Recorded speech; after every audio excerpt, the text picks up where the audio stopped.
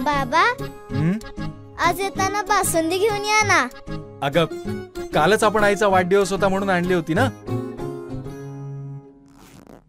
ऐकलं, गोकुळची बासुंदी पुन्हा खावीशी वाटतेय। खरं सांगू, मलाही खावीशी वाटतेय। पुन्हा पुन्हा खावीशी वाटणारी गोकुळ बासुंदी।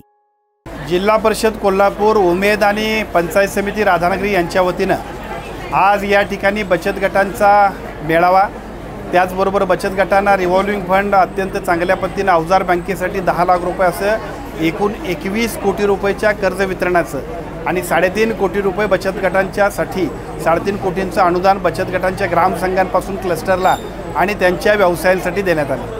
एक अत्यंत चांगल्या पद्धतीचा कार्यक्रम जिल्हा परिषद कोल्हापूरच्या वतीनं आणि उमेदच्या वतीनं या ठिकाणी राबवण्यात आला। मनापासून या संपूर्ण कार्यक्रमाचं संयोजन करणाऱ्या सर्व जिल्हा परिषद आणि पंचायत समितीच्या यंत्रणेचं मी अभिनंदन करतो। बदलत्या काळामध्ये ज्या पद्धतीनं आर्थिकदृष्ट्या कमकुवत असणाऱ्या माणसांना सावकारीचा फास आवळण्याचं काम काही लोक करतायत, अशा वेळेला बचत गटाची चळवळ सक्षम करणं, महिलांना आर्थिक सक्षम आणि आर्थिक व्यासपीठ उपलब्ध करून देणं हे एक अत्यंत महत्त्वपूर्ण काम आहे।